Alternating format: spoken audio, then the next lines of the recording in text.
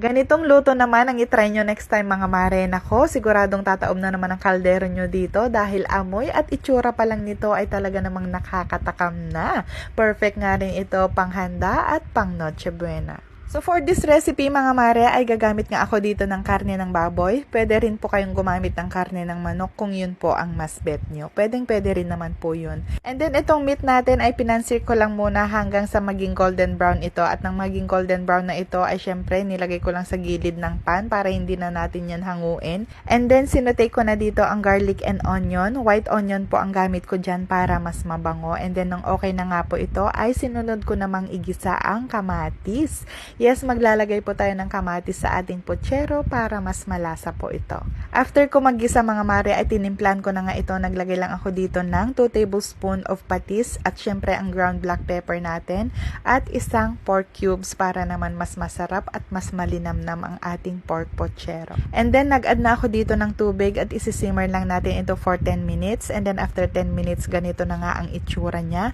At after nyan ay nag-add na ako dito ng 250 grams of tomato sauce. And then nag-add ulit ako dito ng 1 cup of water at palalambutin ko na ito for another 20 minutes. At habang pinapalambot ko nga ang karne ay prinito ko naman muna itong saging na saba at carrots at nang okay na nga yan ay hinango ko na agad-agad. O diba ang bilis? At nang malambot na nga ang karne ay syempre ilalagay na natin dito yung naprito natin na carrots at saging na saba.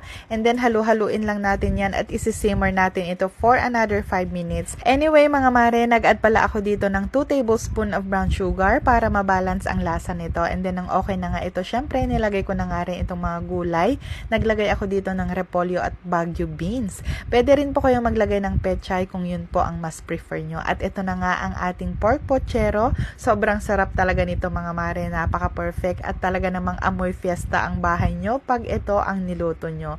Sobrang dali lang talaga nito lutuin mga mare. Basta't kompleto ka sa ingredients ay talaga namang perfect ang inyong lulutuin. Napakasarap talaga nito. Nako, sarsa pa lang ay talaga namang tataob na naman ang kaldero nyo. Promise yan. Ang sarap talaga nito. So anyway mga mare, ito na nga ang ating pork pochero. Naluto na rin sa wakas. At ayan na nga, kakain na tayo. Maraming salamat po sa panonood. Paki-comment na rin kung hanggang saan nakarating ang video na ito. Ma-appreciate ko po yan. Please follow for more recipes. Kainan na! Let's try!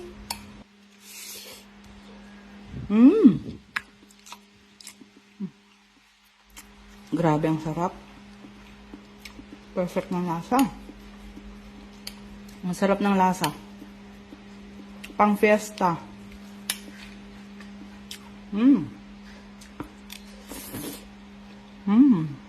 Ang init. Ang sarap din ng saging. Sarap.